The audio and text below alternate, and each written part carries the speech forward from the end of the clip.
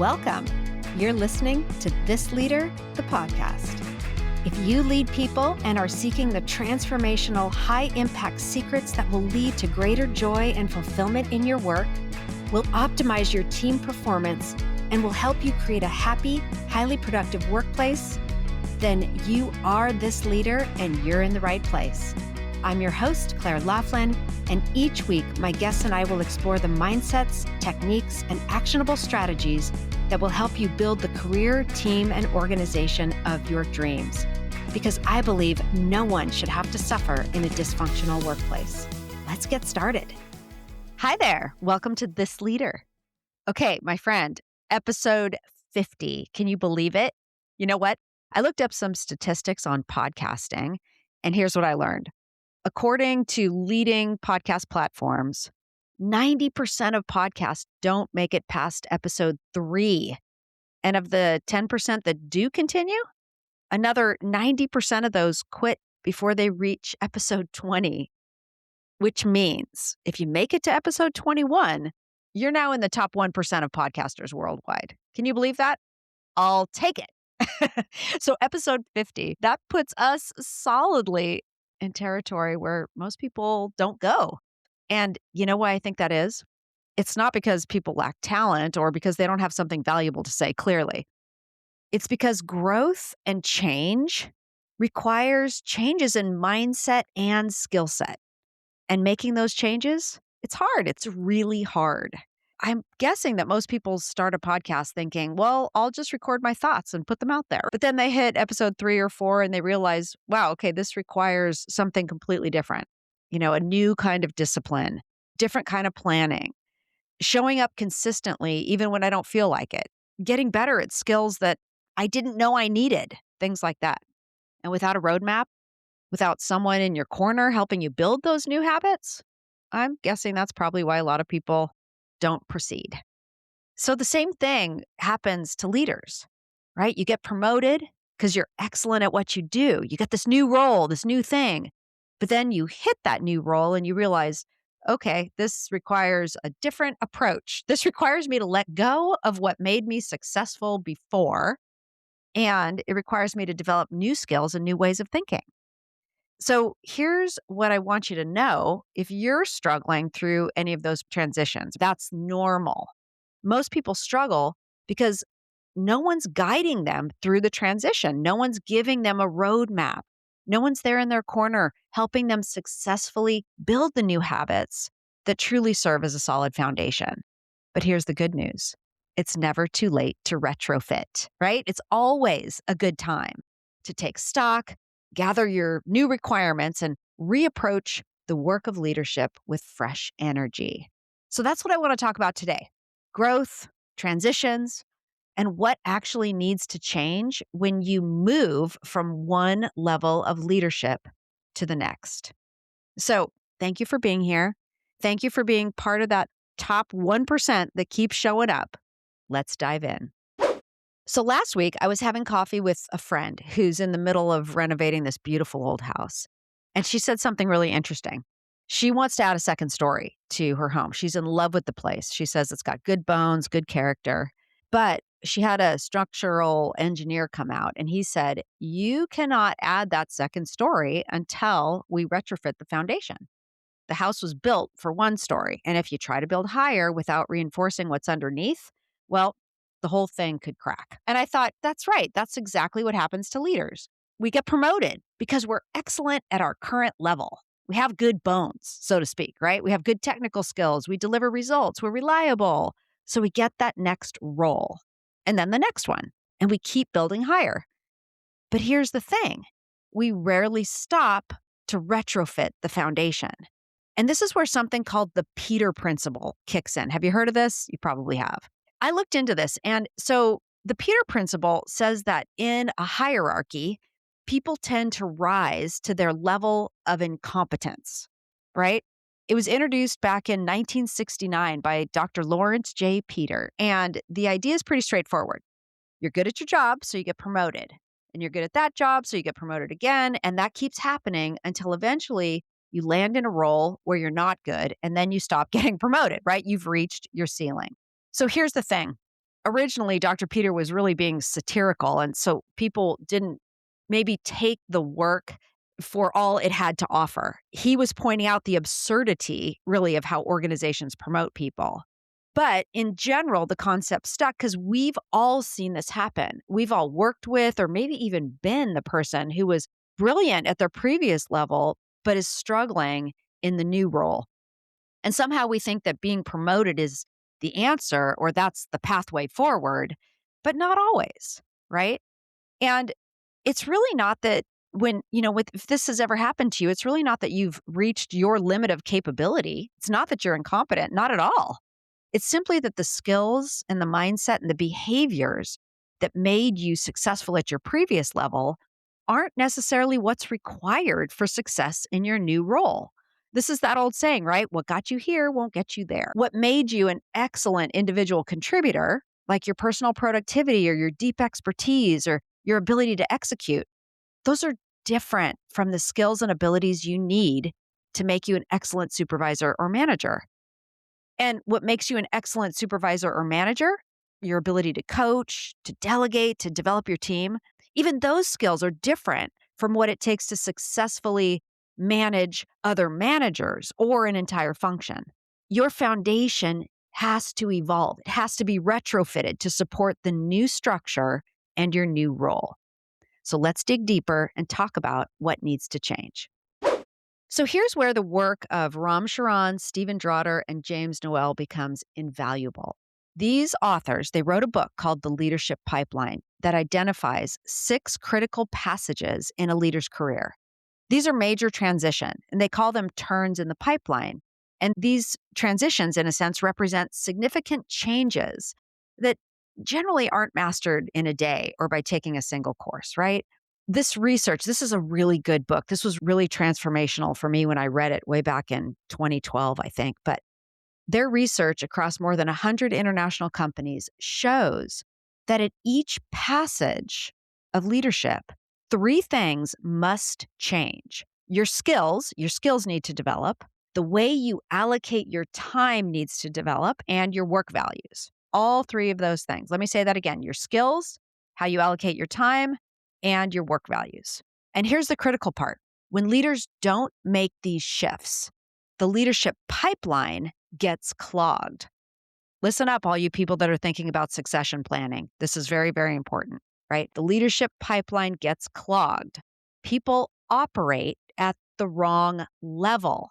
And that creates problems, not just for them, but for their teams and their organizations, right? In plain terms, you suffer and everyone suffers. Let me paint you a picture here what this actually looks like, and I want you to see if this sounds familiar. Let's talk about that first passage. When you move from being an individual contributor to a supervisor or a manager, right? You get promoted. Yay! Awesome. Why? Again, you're excellent at your work. You deliver your results. You're reliable. You solve problems. You probably get along with people. So they make you a manager. And here's what happens. You're now working 50-hour weeks. You're exhausted. You're staying late to get your real work done after spending all day in meetings. Your team comes to you with problems, and instead of coaching them through it, you fix it yourself. Either because it's faster, or you tell yourself, like, if I don't do it, it won't get done right. Or you tell yourself, okay, I'm going to do it, but they'll learn how to do it by me doing it. Something like that. Honestly, my friend, that's a bypass. You're redoing their work. You're jumping in to save projects. You now can become the bottleneck for every decision because you haven't really adopted the role of coach, and you're not empowering others. And you feel like you're drowning. So in a nutshell, here's what's kind of happening, right? You're still operating as an individual contributor, more or less, but now you have a team and you haven't fully made that shift. You haven't gone through that passage. So according to Sharon's research, managers at this level need to move from doing the work to really shift your focus here to getting work done through others. You have to double down on learning how to delegate and coach and develop your people and remove obstacles for them. But most people don't get proper support. They're never taught really how to do that.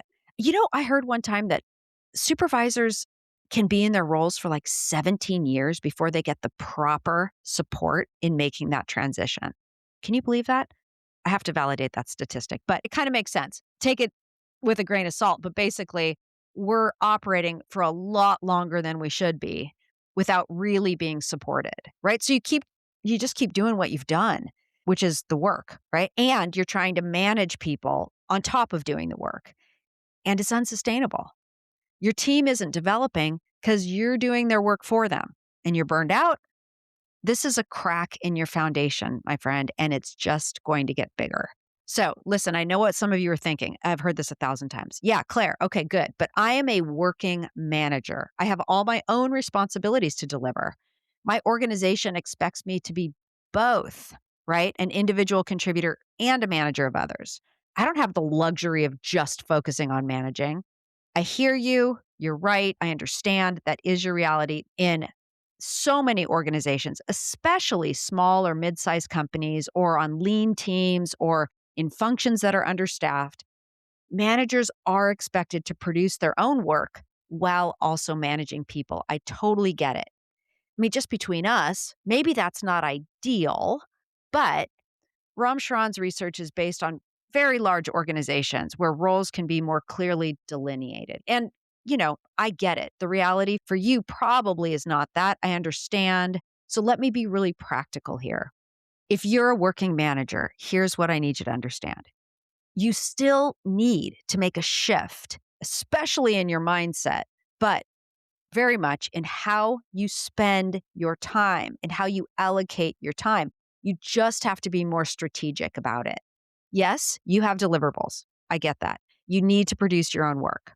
But if you're spending 90% of time on your work and 10% managing your team, by default, you're doing that reactively. And whenever you can squeeze it in a sense, your team is not going to develop that way. And you'll stay stuck doing both forever. So here's what I often see happen. Working managers treat their set of management responsibilities sort of like an interruption to their real work. Okay? They're trying to squeeze in one-to-ones between other urgent tasks, giving feedback, but kind of on the fly. They delegate, but maybe not as thoroughly as they could, and probably only when they're really drowning. And then they wonder why their team isn't stepping up and how long this is going to last. But here's the truth. Your team can't step up if you're not investing time in developing them, right? This is probably what happened to you. And now you're in that same role, and you might be inadvertently doing this to the people who report to you.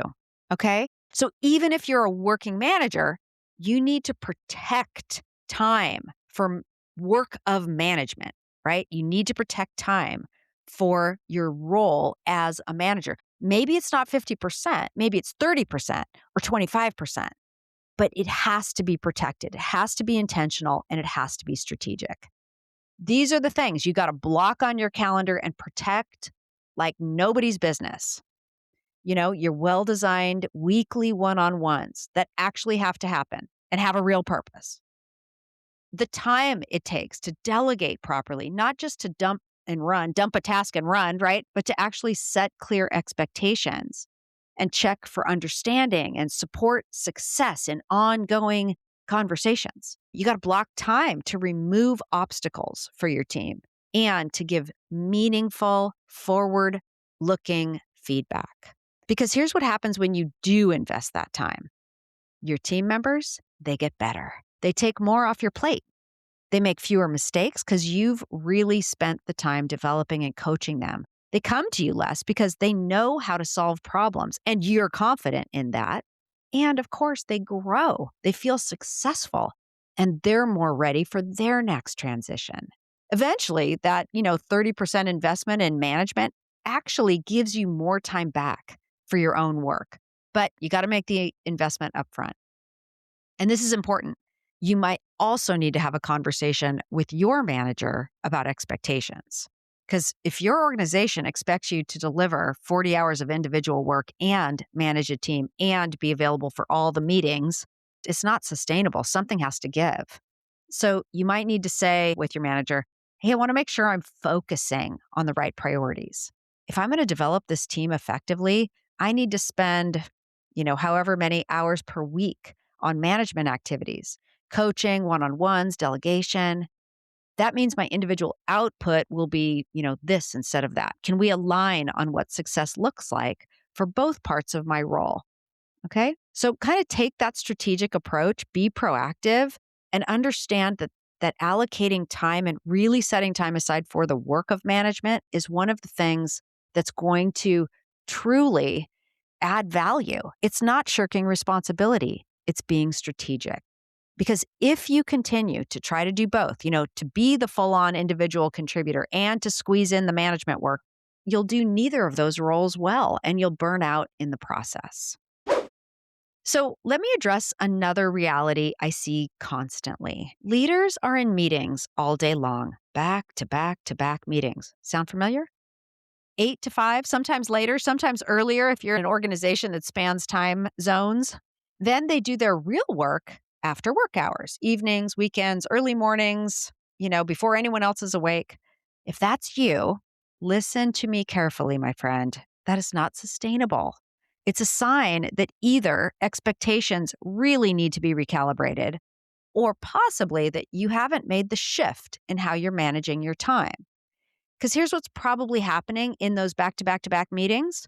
Many of them are too long, many are unfocused, many have the wrong participants, so decisions don't get made, and there's a lot of wasted time, right? If you really did the math, these are things you'd probably see. And listen, I am not saying that meetings aren't important. In fact, good meetings, purposeful meetings, that's where real work happens. Some really great stuff happens in meetings. Strategy gets aligned, decisions get made, problems get solved, teams get developed. But if you're spending 8 hours a day in meetings and then you're working another 3 hours at night for your actual deliverables, not sustainable, my friend. Something is wrong. Either you're in meetings you shouldn't be in, or you're running meetings inefficiently, or someone is. You're not delegating work that should be handled by your team, or maybe you're not clear about work you actually should be doing at your level. This is where that time allocation shift becomes real critical. Because when you become a manager, some of your real work is meetings. It's coaching conversations, it's strategy sessions, it's alignment discussions, it's problem solving with your team. Those aren't interruptions to your work. Those are your work, but you have to be intentional about it. You got to ask, does this meeting need to happen? What's the real purpose and outcome we're after? Is the meeting designed to deliver that outcome? Am I the right person to be in this meeting? Or could someone on my team handle this instead? How can we make this more focused and more efficient? Because think about it. If you're not ruthlessly intentional about your time, you'll spend all day in meetings, all evening doing work, and you'll have no time left for the real management work that matters at your level. Developing your people, thinking strategically, removing obstacles. That is the work. So, we're going to dive much deeper into effective meetings in future episodes. For sure. It's so important. It's a whole conversation or many conversations on its own, right? But today, I just need you to hear this. If your calendar feels out of your control or your team members don't appear capable of fully owning their roles, those are symptoms that you possibly haven't made the transition and you're operating at the wrong level. Part of making the shift to manager means really taking control of how you spend your time and protecting time for what matters. It means saying no to meetings that aren't purposeful. It means delegating not just tasks, but responsibilities. Okay. Because you can't lead effectively if you have no time to actually lead. And this is true for the first passage from an individual contributor to being a manager or a supervisor for the first time, and for the other passages as well, right? To being a manager of managers or a manager of a function and beyond. The pattern is the same at each level, at each transition. Like, okay, so maybe you're now a director or you're an assistant manager or something at each level. You need to be very intentional about shifting the skills that you're using, the way you spend your time, and how you're actually adding value. I mean, unfortunately, most people don't make those shifts. They get the new title, they get the new responsibilities, but they keep operating largely the same way. And it sort of works until it doesn't. You hit burnout, your performance starts to slip, and the stress becomes kind of unbearable. The cracks become so big that something breaks because you can't build a second story or a third story on a foundation that was designed for one.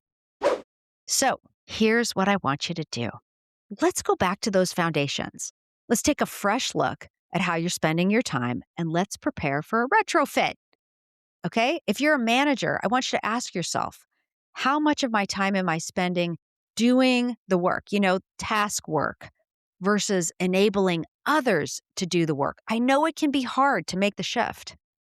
Maybe you feel like, gosh, all the people that report to me, they're already busy. I can't ask them for anything more. But every transition counts and the entire organization is more stable when you do this retrofit. So be honest, look at your calendar. And if most of your time is spent on that individual contributor work, like just doing tasks and fixing problems and creating deliverables yourself, maybe you haven't made the shift. You need to reallocate your time to coaching conversations, setting clear expectations, removing obstacles for your team, and developing your people, planning, looking ahead, delegating, stuff like that. These are really important things. I know it can feel slower. I know there's going to be a learning curve, both for you and for your team members. But that's how your team grows, and that's how you scale. It's really about taking an honest look about where you're operating, identifying the skills you need to develop, and making very conscious choices about how you spend your time. And building new habits that match your current level. Habits take time, right? But my friend, it's never too late. You might be 6 months or 5 years into a new role and realize, oh, okay, I've been doing this all wrong. That's okay. Start now, because the alternative is continuing to operate at the wrong level until something breaks. And I don't want that for you. So remember what I said at the beginning about how 90% of podcasts don't make it past episode 3? That's because people don't make the necessary shifts, I'm guessing. They keep approaching their new role the same way they did on day 1, trying to squeeze it in, and it doesn't work. I know, I've just gone through this. Leadership is the same way. You can't lead at your current level using the mindset and habits from your previous level. It won't work. You'll feel exhausted and frustrated and like you're constantly falling short. So here's what I need for you to hear right now. If you're struggling, that is not a sign that you're failing. It's a sign that it's time to make a transition. Transition points are hard. You need a roadmap, a blueprint, and a cheerleader in your corner saying, hey, here's what needs to change. Here's how to do it. Here's how to build these new habits so they become second nature. So here's some good news I'm going to share with you. I'm building a new program specifically to help you do this work, to help you identify where you need to retrofit, and to give you the practical tools and frameworks to build your new habits and to support you through these transitions. It's going to be for leaders at every level who are ready to take stock, build that stronger foundation, and reapproach their work with fresh energy and clarity. Because you don't have to figure this out alone. You don't have to keep struggling through these transitions without a roadmap. You don't have to wait until you're burned out to make a change. You can retrofit now. It's never too late to build a solid foundation. So for my new program, I'm in the development stage. I am looking for 25 unique and special individuals to be a part of my program. That's going to involve completing a questionnaire and engaging with me for about 30 short lessons online over about 2 months. These will be recorded lessons so you can do them in your own time. But I'm going to ask you to give me feedback along the way. It will probably take about 60 days to do this, but I'm looking for 25 committed people who will jump in with me. I've only got 25 spots, and frankly, some of those are already filled. But if you want to come along and do some of your own retrofitting and work really closely with me as I develop this program, reach out to me right away. Okay, you can send me an email to support@clairelaughlin.com, and in the subject line, write retrofit. Okay, I'll send you the information. So thank you so much for being here for episode 50. Thank you for being part of that top 1% who keeps showing up and keeps growing. And thank you for doing the hard work of becoming a better leader. If this episode resonated with you, please share it with another leader who will benefit, right? Someone who might be struggling at a transition point and needs to hear that it's normal and there's a way through. Maybe it's someone who reports to you or someone who you report to, right? I'm always in your corner. Until next time, go lead the way. I hope you've enjoyed this episode. To learn more about my services and for lots of free resources and additional tools to enrich your journey, visit my website and subscribe to my newsletter at clairelaughlin.com. If you have a question about leadership, teams, or organizational culture you'd like me to address on the podcast, please reach out to me at support@clairelaughlin.com and connect with me on social channels at Claire Laughlin Consulting. Until next time, lead the way.